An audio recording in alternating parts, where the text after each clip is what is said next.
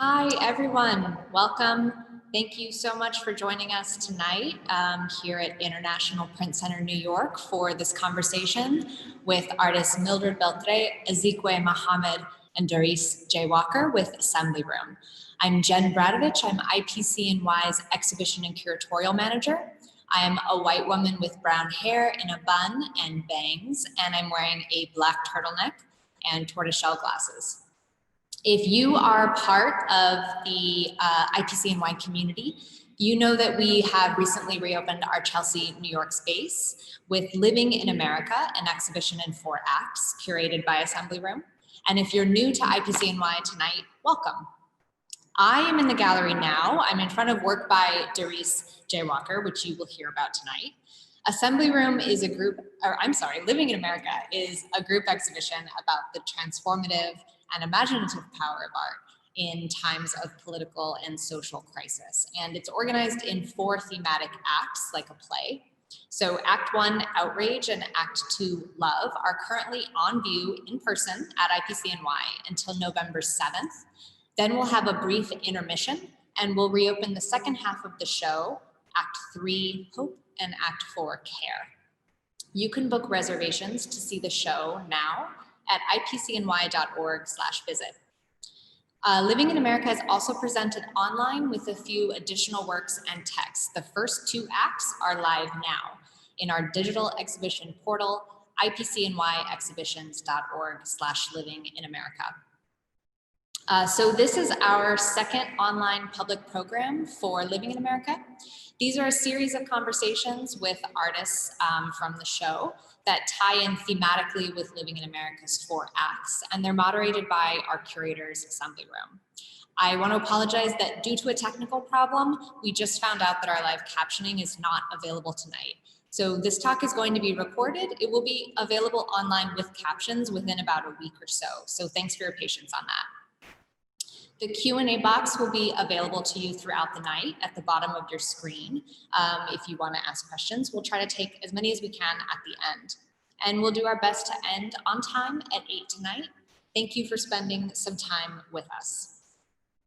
So now I'll just welcome to join me on screen our Living in America artists and curators, Natasha Becker, Paola, Gallio, and Julian Topci, the founders of Assembly Room.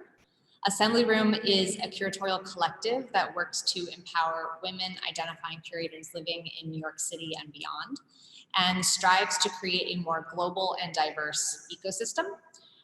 Paola will be leading our talk tonight, and the others of Assembly Room are also here to join in with any of the insights of their own throughout the conversation. So with that, I turn it over to you, Paola, for this conversation in conjunction with Living in America's Act 2, Love, for which we are guided by the words of Cornel West, who said that justice is what love looks like in public. Take it away, Paola.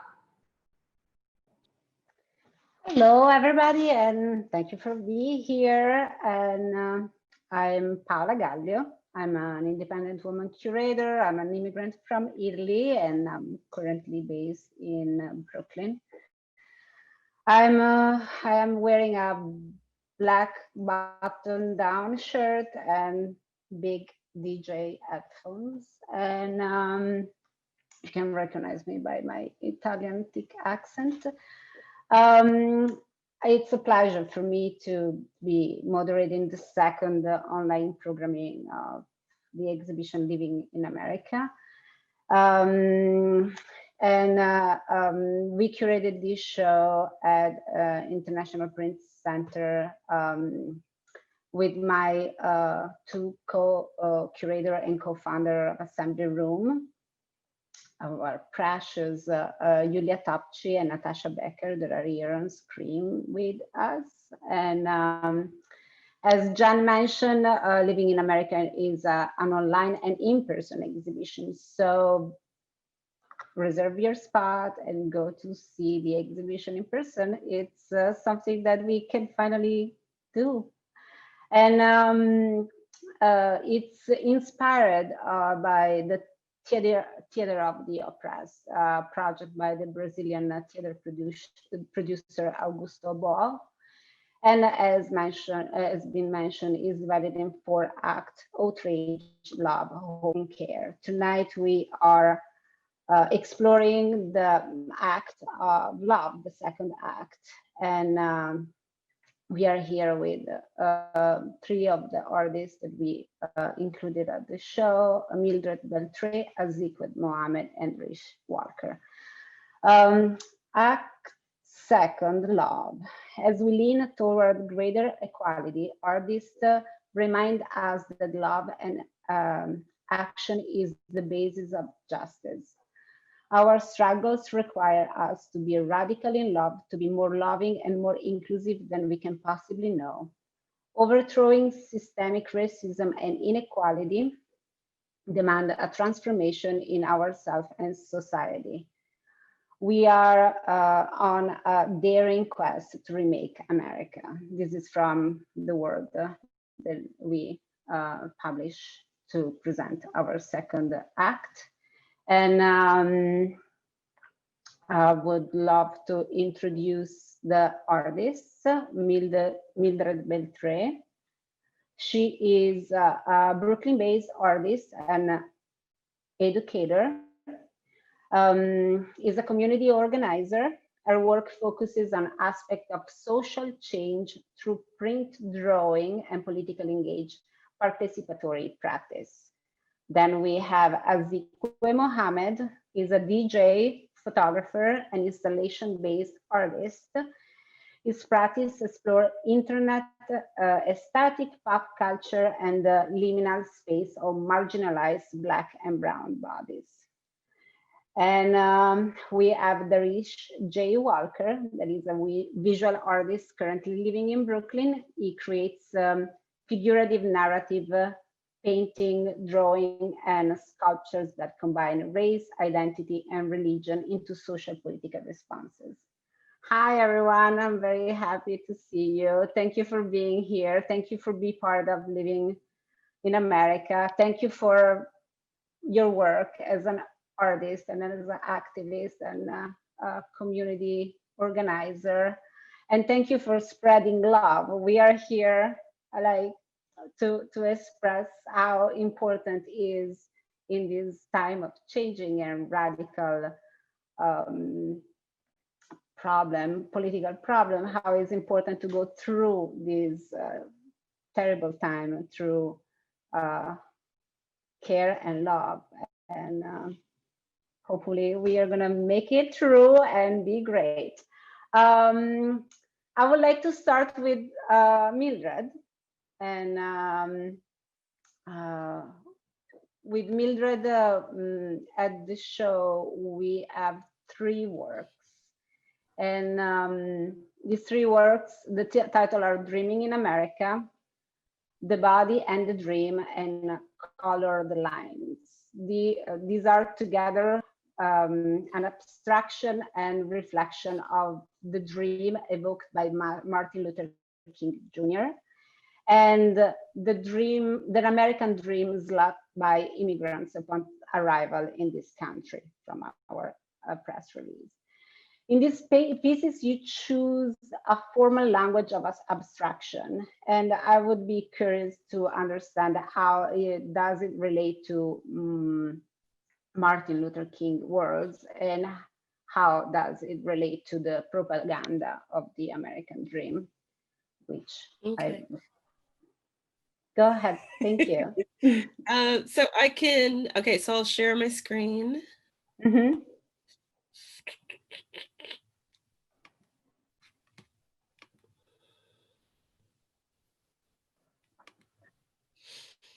All right, can you all see a thing that says, Mm-hmm. Okay. So I thought I would start by giving some context to the work that's in the show.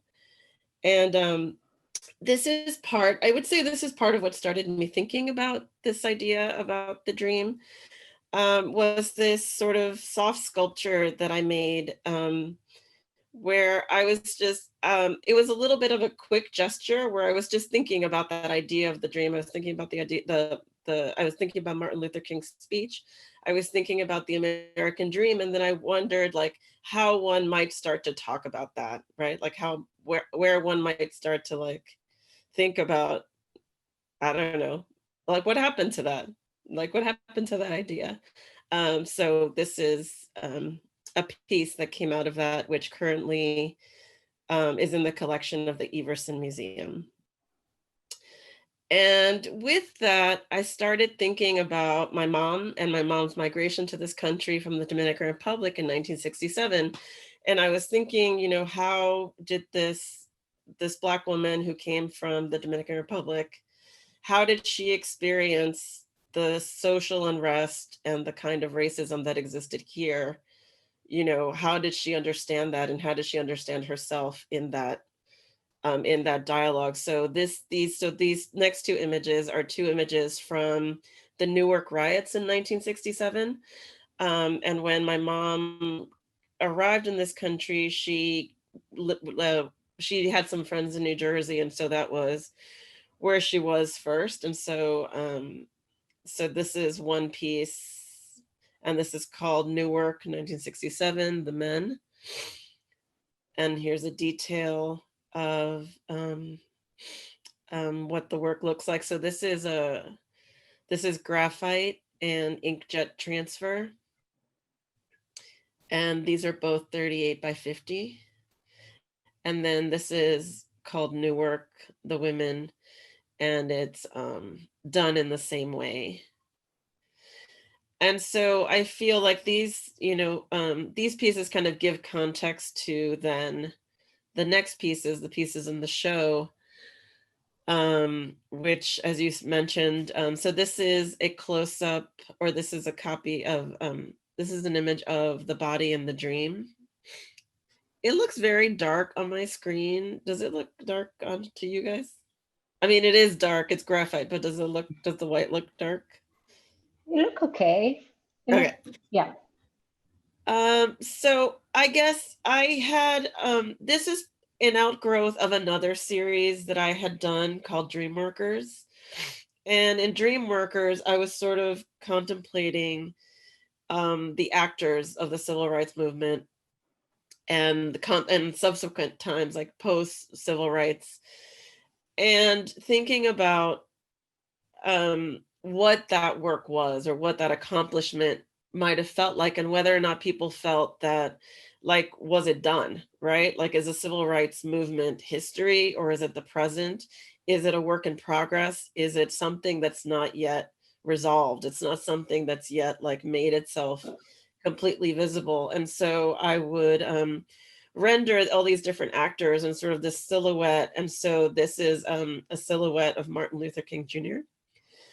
And it's sort of combined with this other image of these sort of like interlocking forms, which is a form that I've returned to over and over again to kind of think about and dream about different kinds of social relations. So it's a little bit of a schematic and a little bit of a dreaming. So I think that's where this idea of abstraction maybe starts to combine with that, and that I do think that abstraction is a way to imagine something that doesn't exist, which I think is the work of social justice, is imagining something that doesn't yet exist.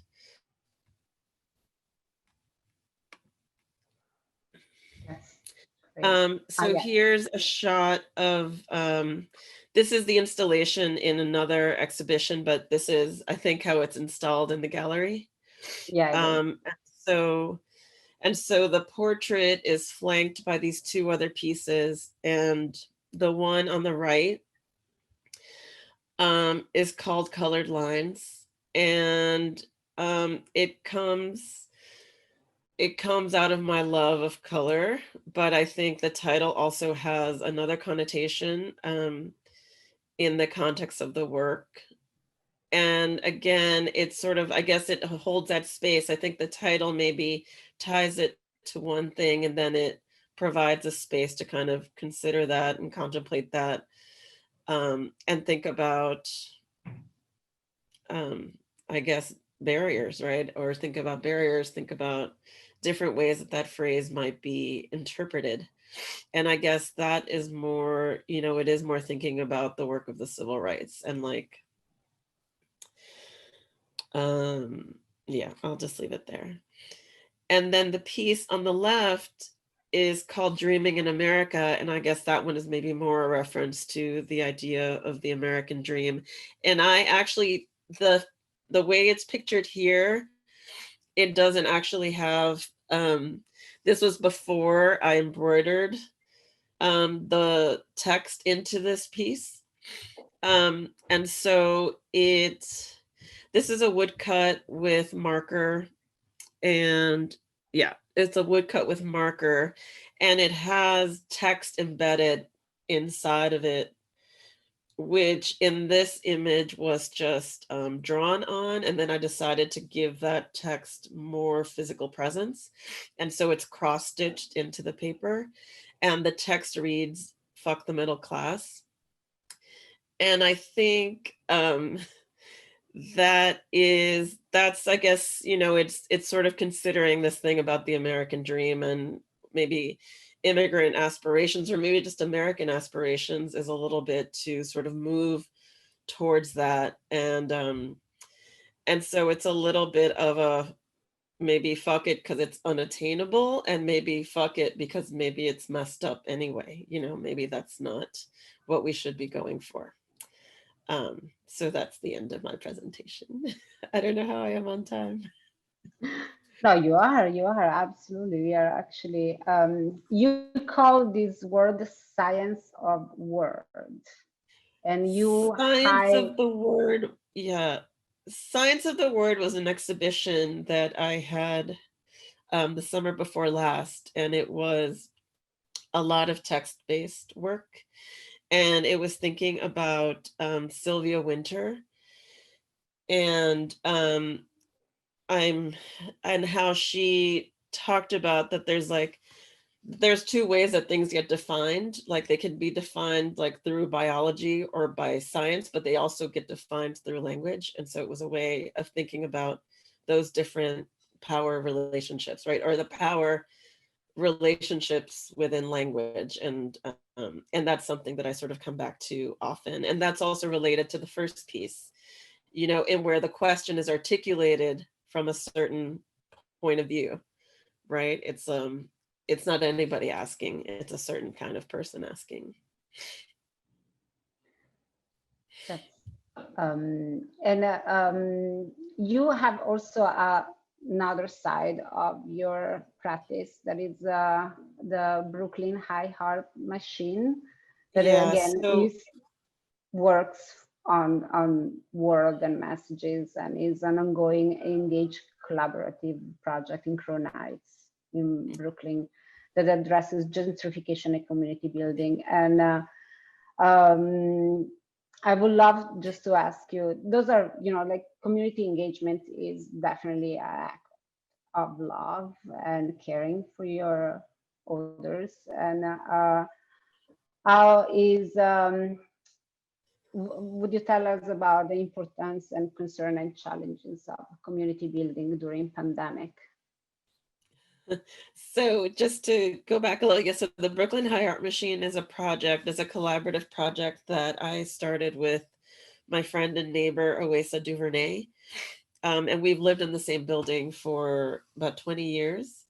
And about 10 years ago, we decided that we wanted to, I guess, try to make art outside with our neighbors. And so we started like in a really basic way with just like projects, like just sort of bringing projects out into the street and inviting people to work with us. And then that's kind of evolved in a lot of ways. And one of the ways in which it's evolved is that we do these fence weavings on our block.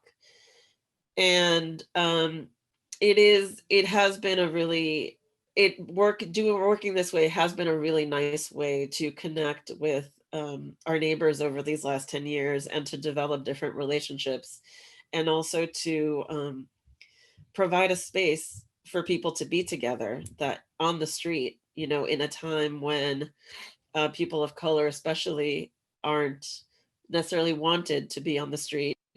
And of course, now in the pandemic, it has been really difficult to be on the street. But we did do a fence weaving this summer as sort of like a way to engage people, right? Like not directly, but just put something out for people to look at and think about. And we thought really hard about what kind of message we wanted to put on the fence this year, given all the grief that we'd all been through kind of together, both through all the deaths in the pandemic and then all the what people are calling the racial reckoning.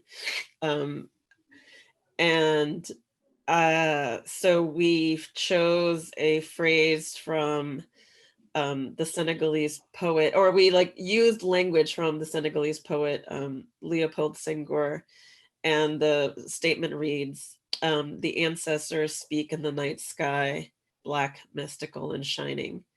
And that seemed to sort of, it felt like a way to honor all the mourning, but also honor Black folks and honor and like provide, I guess, a sense of continuity, right? We're still here.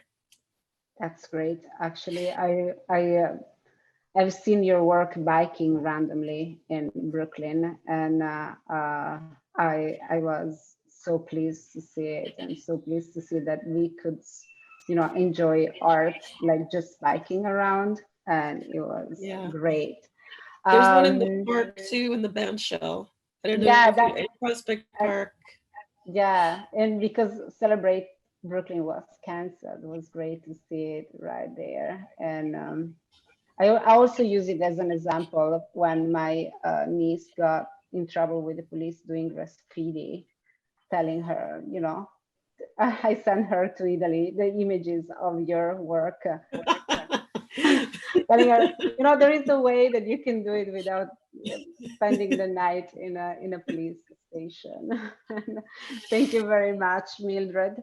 And I would love now to move forward to Azikiwe, and would you, yeah, that's great. Azikiwe, ciao. How you doing? Good to be here. I'm great, and I'm happy that you are here with us.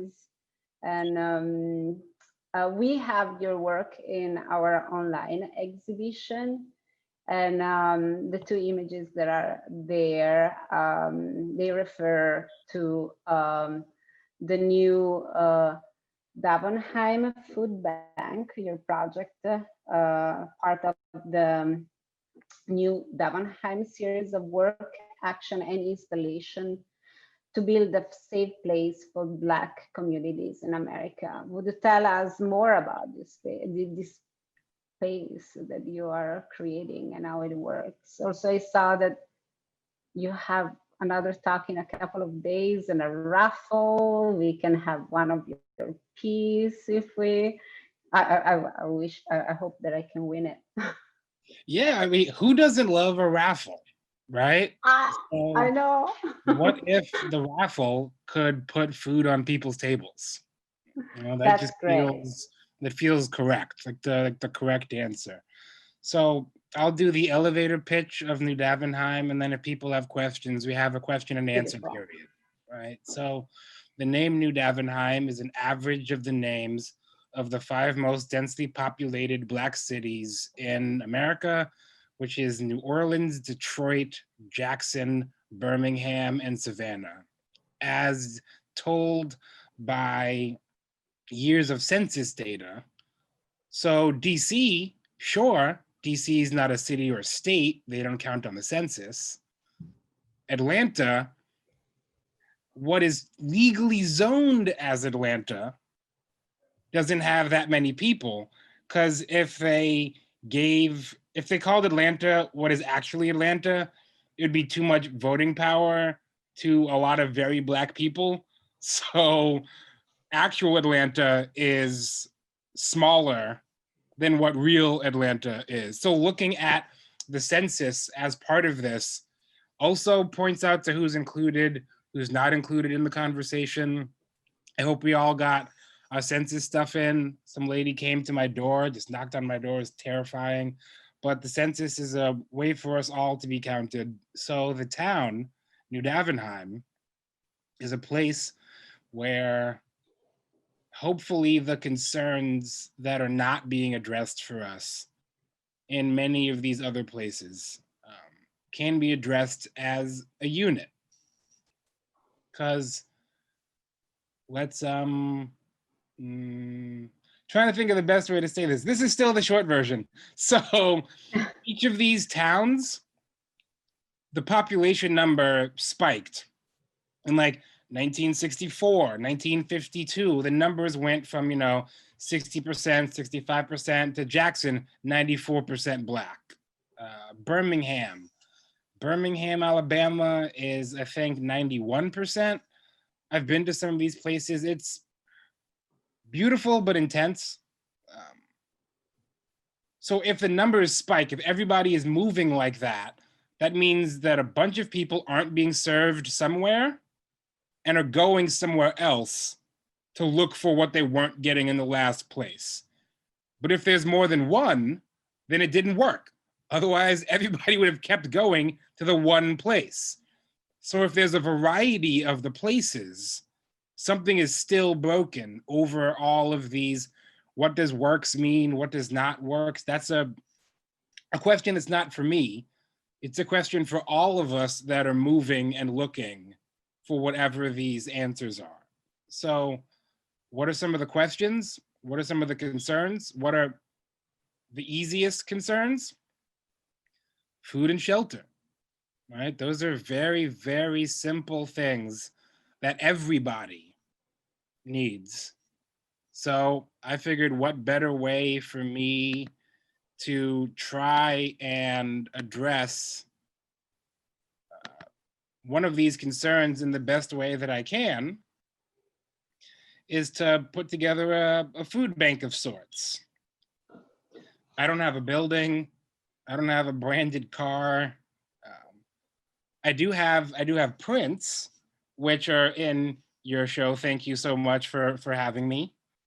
The sale of all of the prints, whatever proceeds I make, go towards the food bank. Most food-based work I do, I'm trying to do the same. Afternoon Editions is the print people that were nice enough to work with me on this. Just really great to work with. And the food bank came around. I had a show at the Elijah Wheat showroom in Newburgh, New York earlier this year. And they asked what I wanted to do for public programming. And if anybody's familiar with Newburgh, it's a very wonderful but very tough place that could use a hand. So who cares about me sitting here giving some artist talk when people are hungry? So we put together a food bank, collected donations from people online. Some people just dropped off food. So this is our logo. In most most hoods with the nail salon, you see the hand holding the roses. So it's something that you're going to see that feels comfortable, that feels like something that you might have seen in your neighborhood. So why not just add some groceries to that, right? And all of the colors are the colors of the African liberation flag.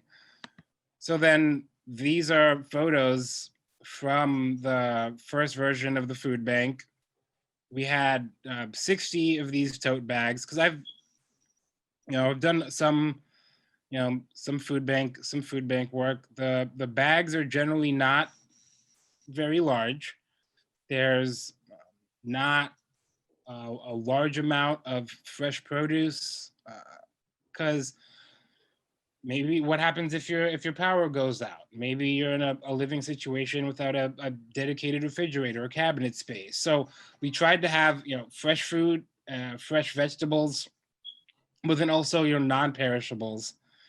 And the idea that artists are going to sweep in and save the day is egotistic at best. So so we tried to provide about a week and a half's worth of food for a family of 3. That was the goal of each bag. And then the bags are reusable also. So, take them shopping.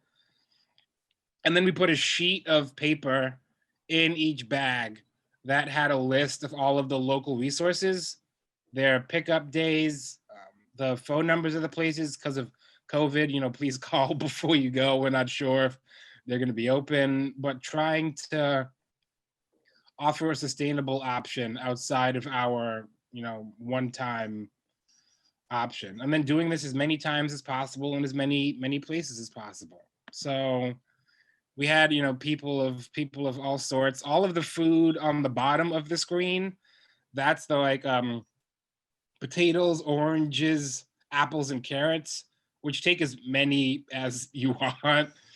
And then the kind of portioned out stuff are the bags on top.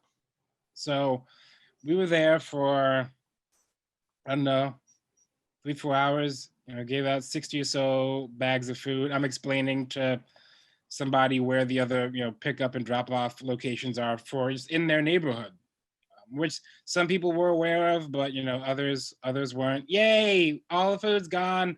And then we had some potatoes left, and then we dropped that off at a local food bank that we had called all the places in the neighborhood just to make sure that we were sending people to places that were open, that weren't closed for whatever reason. So this is one of the other pieces that I have in the show. It's a drawing, ink on paper, and I make these pretty frequently. Both they're I love food. Sometimes you can't eat all of the ideas that you would like to eat, like a pizza, pasta burger seems a little much. Although I have tried sushi pizza, which is just sushi on pizza with then cheese on it. Amazing. It sounds as great as you think it would. We're talking to an Italian about pizza, sushi pizza.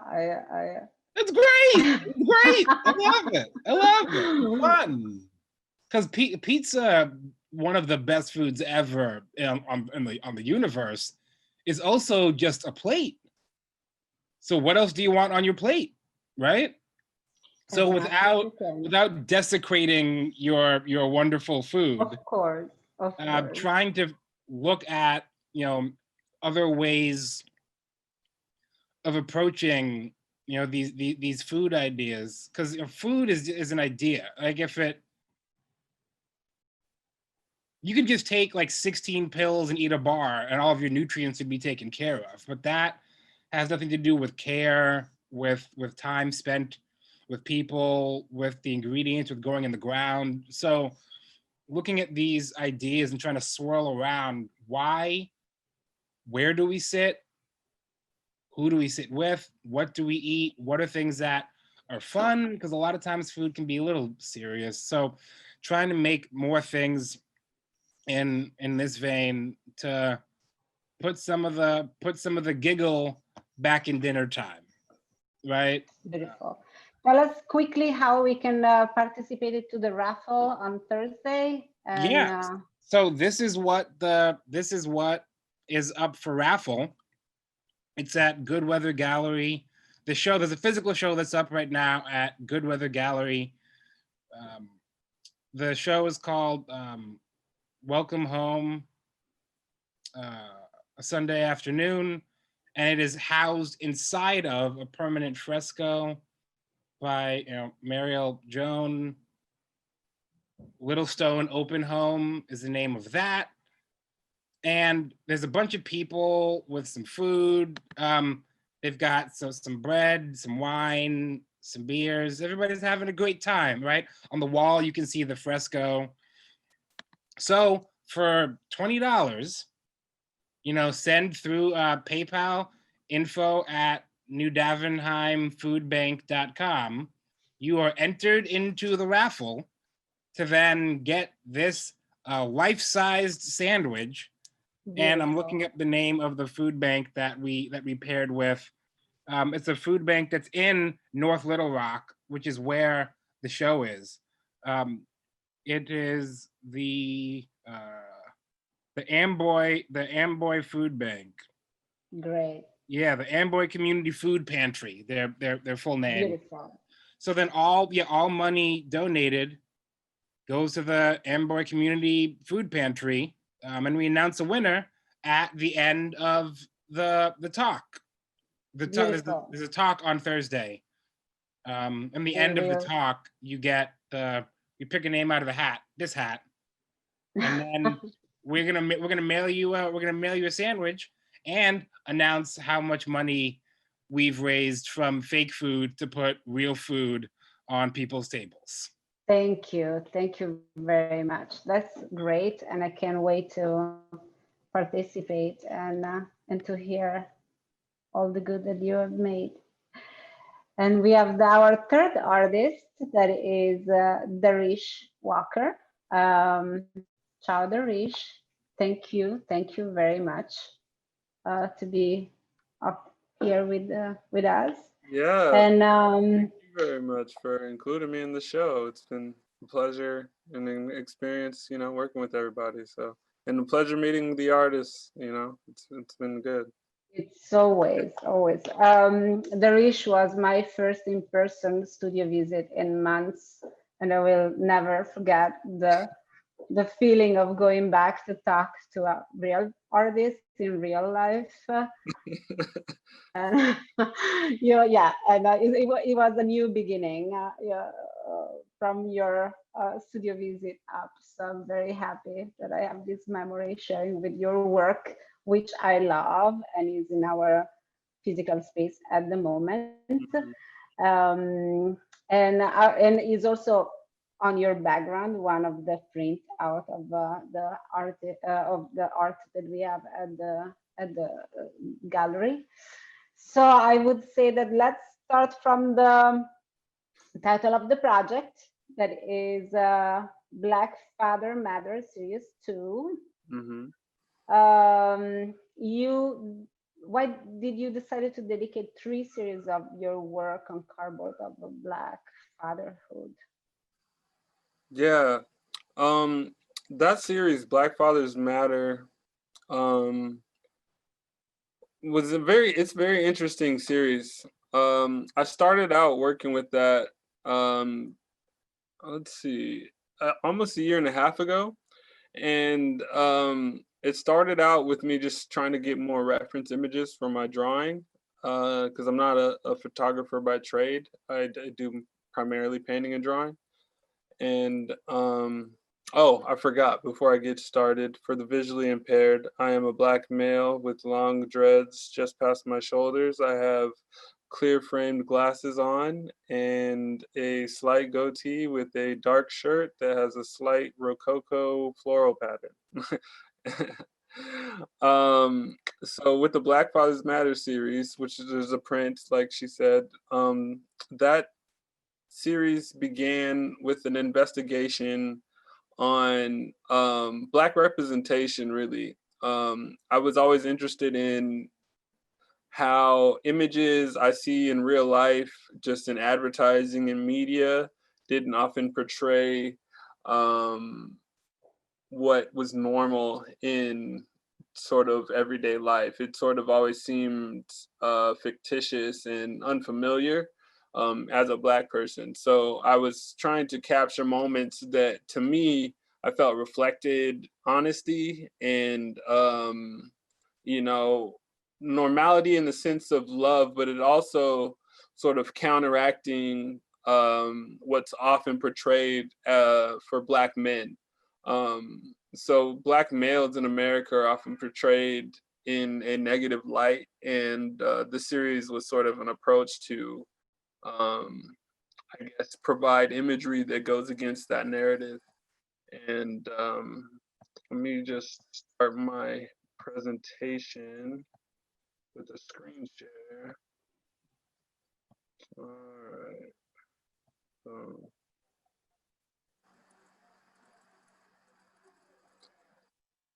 this is one of the pieces in the show. Actually, this is starting too far ahead. Sorry, guys. We'll get to that. This is also a piece, but this is in the online exhibition and not the in-person show. So make sure you go to both the online exhibition and the in-person show if you're in New York. This piece is titled Police Cross Lines 3. It's based on a story about Tarika Wilson, who was a young woman, similar to a story that's out right now, Breonna Taylor, who was killed in a no-knock warrant. This young lady who was 26, Tarika Wilson, in Lima, Ohio, was killed immediately in 2008.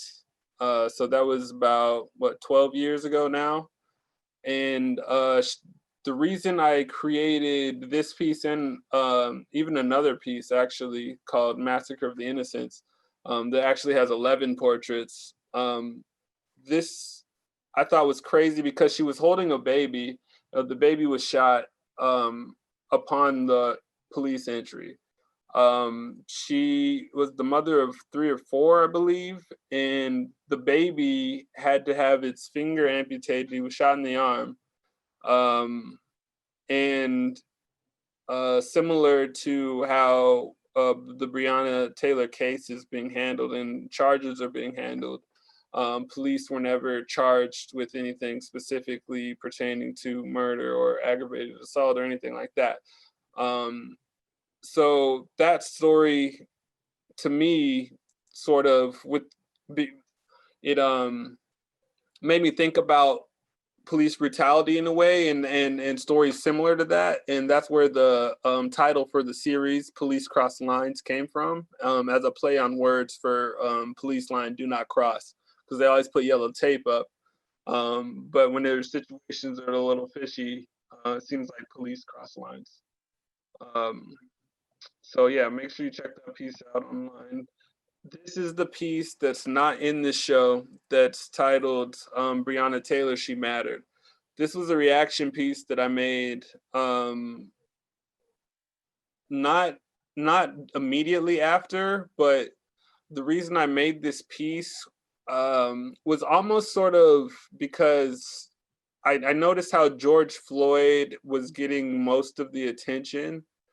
And that situation was seemingly the story in the forefront of the newly ignited Black Lives Matter protests.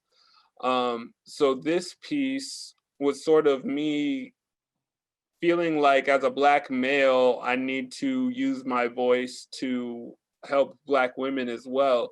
And because I felt like her name wasn't in the air as much, I wanted to make sure I carried the story along, but also because it happened much before, pretty much the same week that quarantine happened, early March. So the fact that the story really broke out late sort of set me, and I created this piece.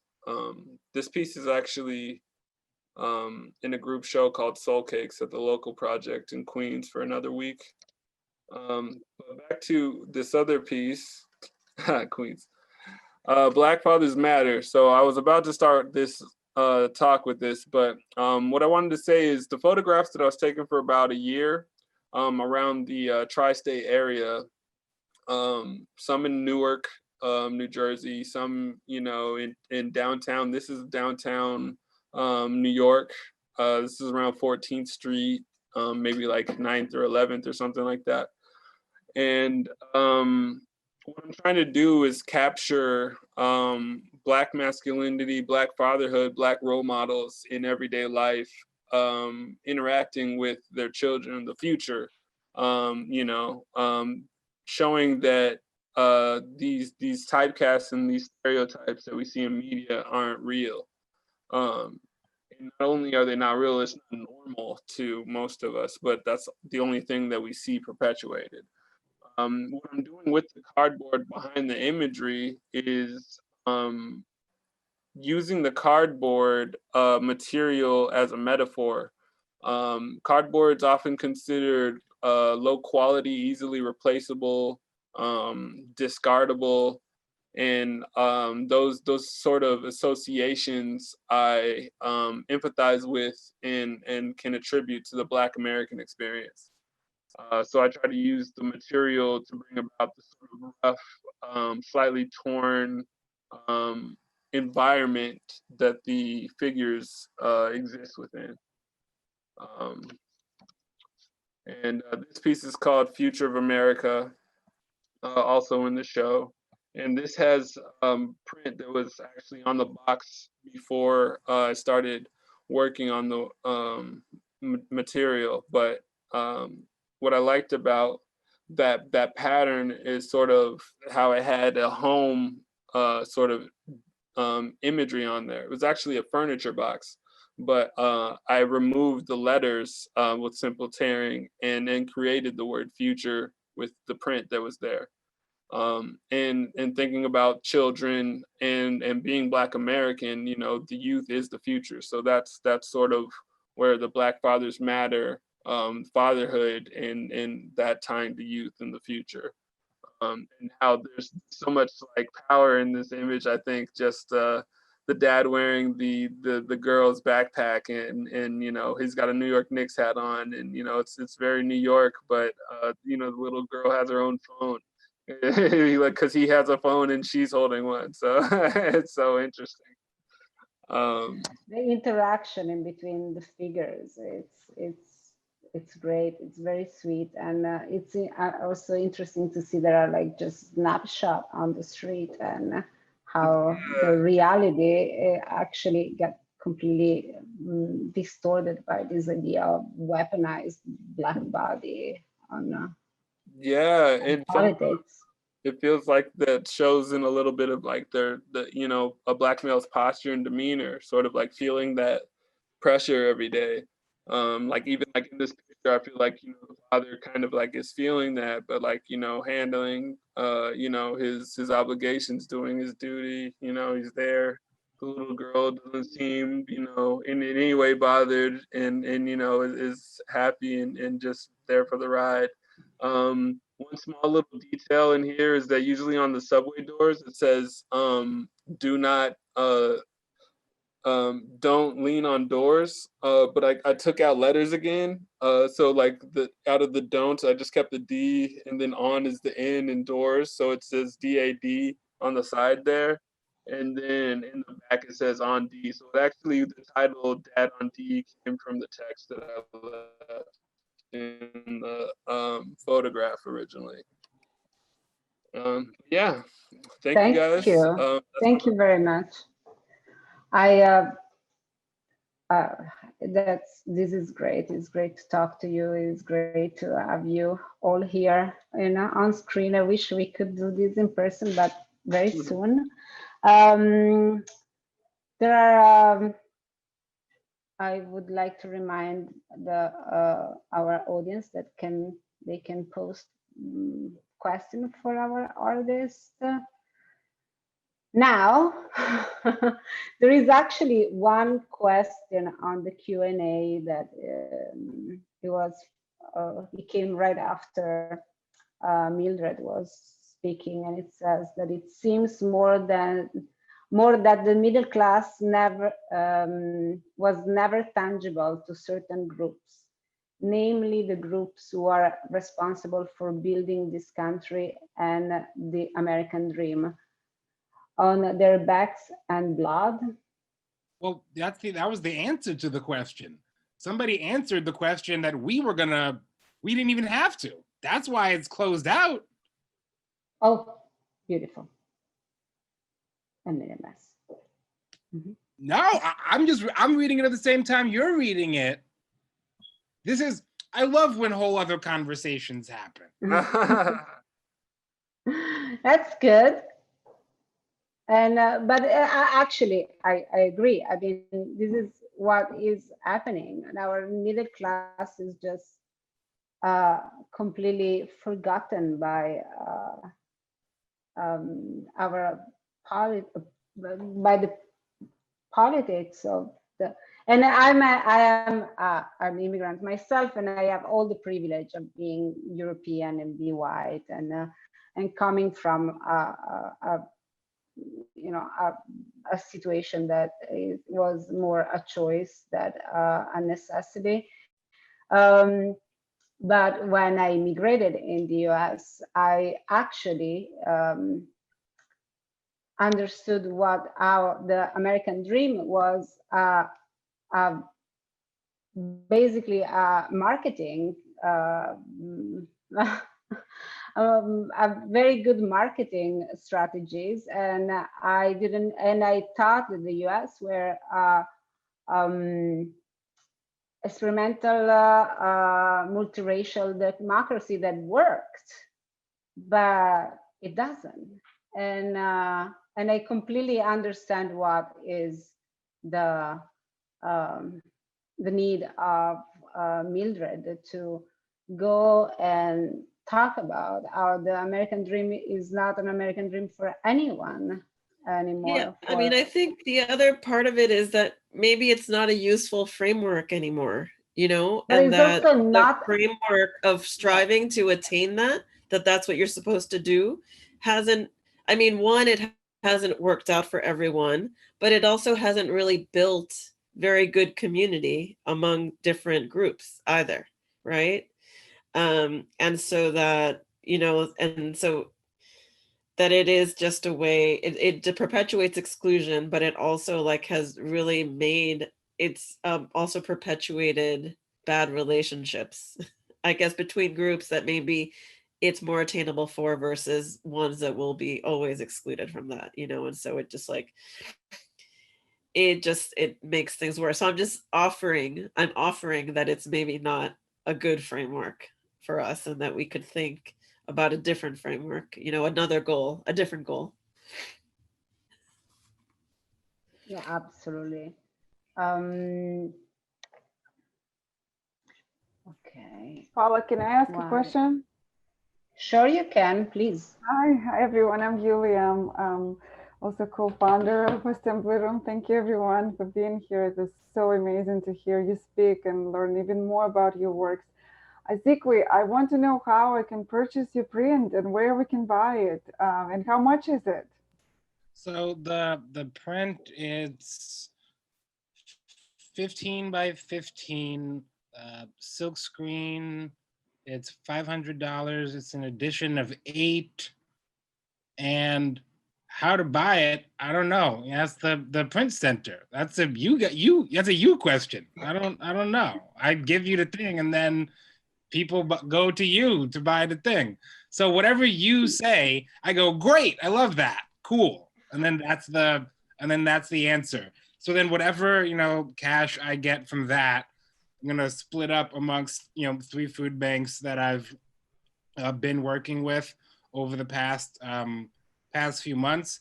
Because the New Davenheim Food Bank, we do things in person sometimes, but the easiest thing to do is to just give cash to the people that are already doing the work.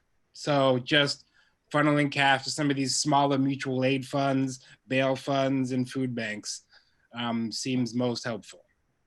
You can get in touch with me at Jen, Jenn, at ipcny.org if you're interested in purchasing Azikiwe's print to support the New Davenheim Food Bank.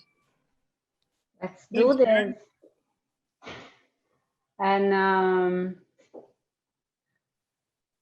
all right, I think that we can. I have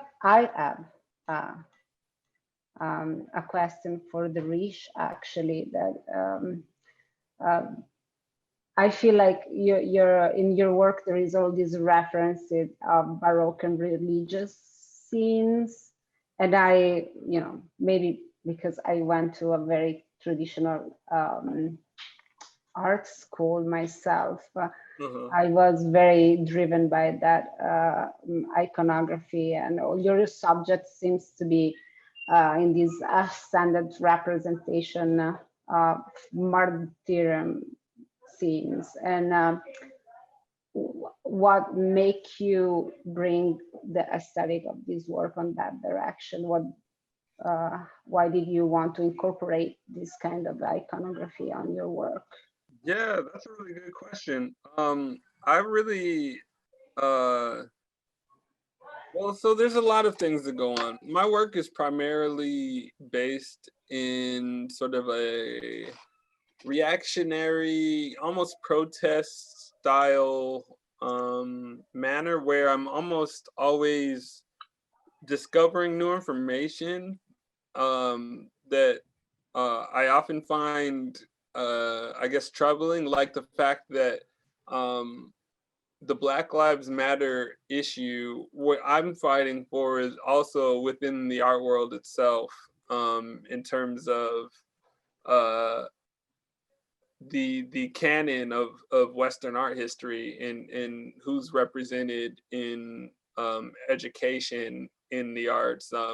You know, like there are people completely left out of discussions that are pioneers who are of color, who we don't call masters because it's not in a classical sense. So for me, inserting the Black narrative using the language of classical Western art history places these discussions in that I guess realm or that territory, if that makes sense. Absolutely. I when I've seen the Breonna Taylor portrait in person, was a very special moment, because I mean, speaking of love and speaking how is a reaction of artist that brings his message out, and speaking out, you know, like the representation of, in some way, the killing of this woman brings her to be, and it's our job to bring her to the aesthetic of Yeah, this. well, that was the toughest part about creating it too, is like, while you're Yeah, working on it, she's kind of staring you in the face, like she telling you does. right, you know. So it's like it's almost like you're drawing her, and she's like, you better not mess me up, homie. You You know, better like, now bring if justice this to is this. supposed to represent any part of like, you know, respecting my, you know, my life and the situation that brought you to be aware of me, you gotta make sure you do it well. So that's like really the hard part, is the execution and like getting past the emotions, but harnessing it to like channel it into the work. Yeah. I have two questions from the audience, and then we can close our talk. And are for you all. One says, how was the pandemic affect your practice as an artist, and how will you utilize the strategies you adapted now into your post-COVID practice? Maybe Azikiwe wants to answer this question. Yeah, sure. Not much is different now than it was before. A lot of the work I make is, you know, installation based. So clearly I'm not making large scale installations right now, but the topics, the themes, the concerns, a lot of what we've seen with COVID and the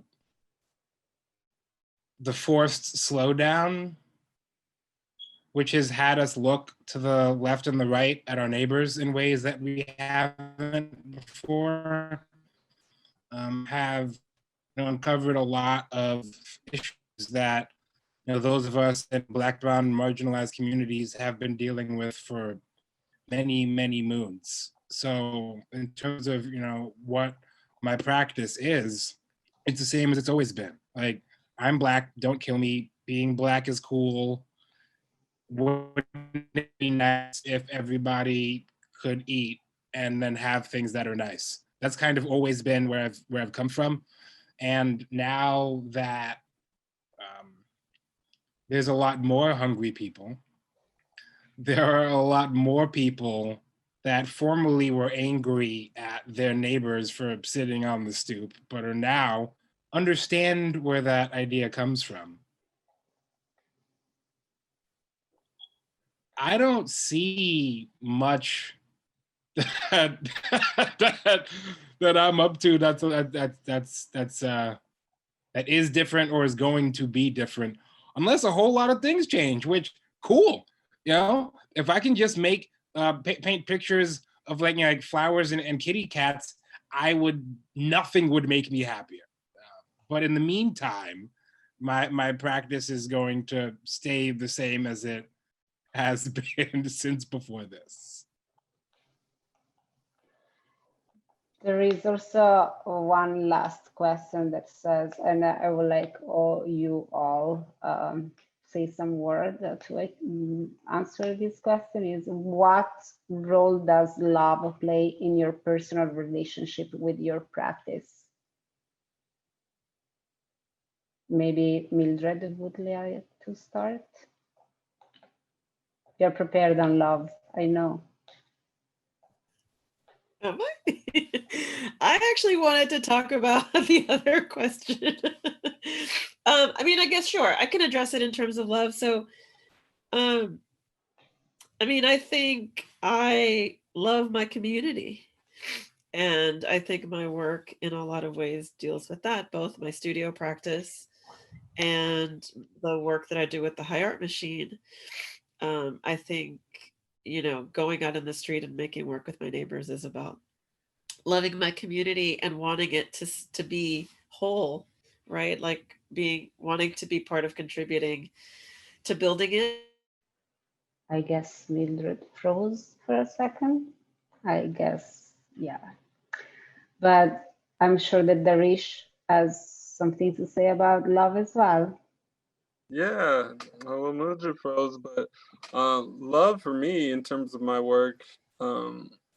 So that's an interesting question, the way it's posed, because it says the personal relationship with your practice. So like how you love, almost how you work within what you're interested in and how you express those ideas.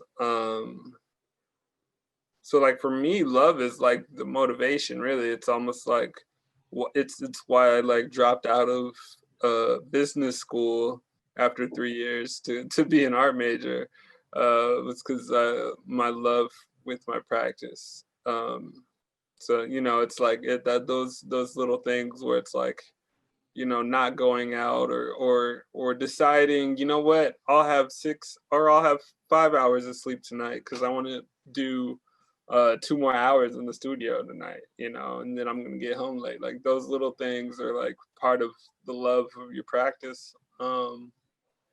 You know, you wear yourself out for love. So like I feel like, you know, you do anything for your practice, and the love kind of gives you extra energy, extra motivation. So I guess that's kind of how I look at like love in terms of my relationship with my practice. Great. And Azikiwe, do you want to add anything? Sure. I love my people. I sometimes love the stuff that I make, but I don't feel like that's necessary if the first thing is true. So it kind of balances out. I love when you're able to hand back something to somebody that already belongs to them, that you were just kind of hanging on to for a second, right? So there are moments where love comes in, but it's what type of love that's the harder, because like I think of the like 96-year-old married couple married for 70 something years. When they say that word, it is very different from the like 22-year-old couple versus the like it's a change, it's a moving target, right? So like as I keep making stuff for longer, I'm not old. I want to say I'm not the 96-year-old couple. Hopefully I'll make it there. Who knows, right? But there's always, I'm finding new things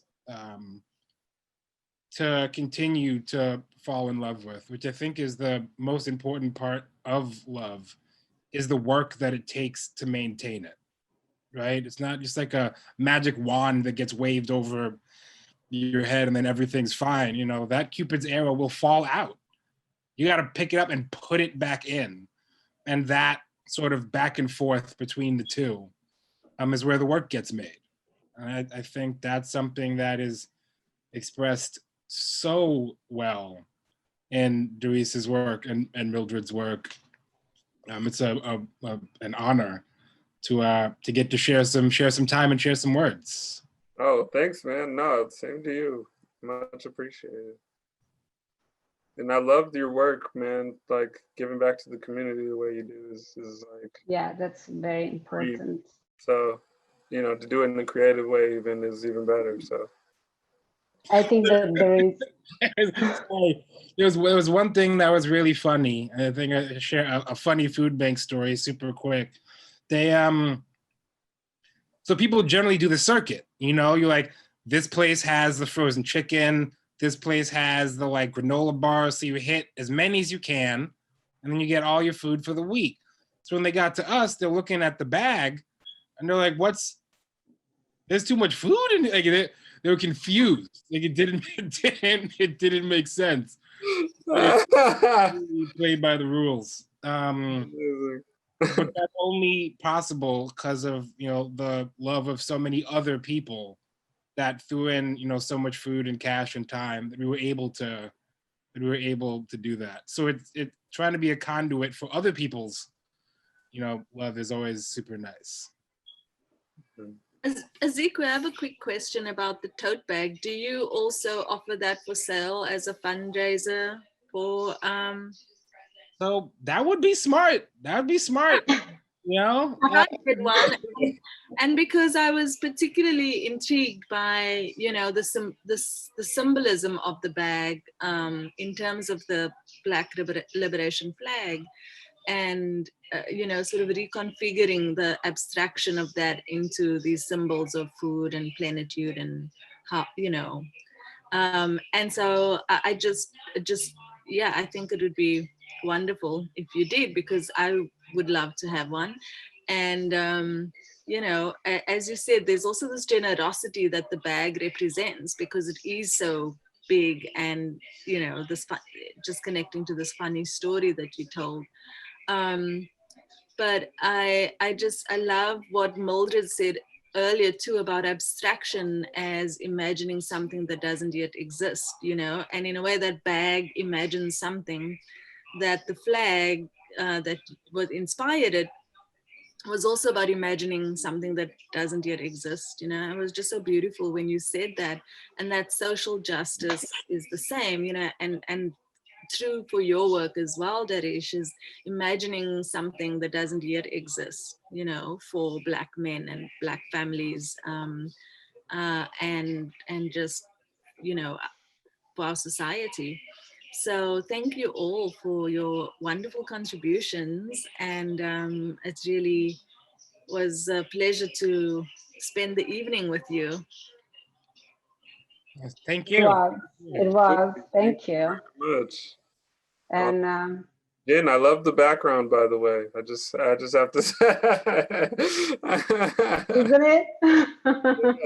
I don't know if you'd be embarrassed, but for scalability, if you wanted to walk over to it to show people like human scale, that would be awesome too. Like just like this is what it looks like if you come in. Like everyone, please do come in. So the current iteration of the show, Acts 1 and 2, is up until November 7th. So you have a couple more weeks, and then we have the intermission. So we'll change the installation over, and then Act 3 and Act 4 will open. And actually, Azikiwe's print is in Act 3. So you actually have to come to the gallery beginning on November 11th in order to see that work in person. And we'll also share some more information about to buy it. How you can buy it. That's right. So thank you, everybody. Thank you, Paola, for framing these artist practices as you have tonight. Thank you, Assembly Room, for putting together Living in America for IPCNY.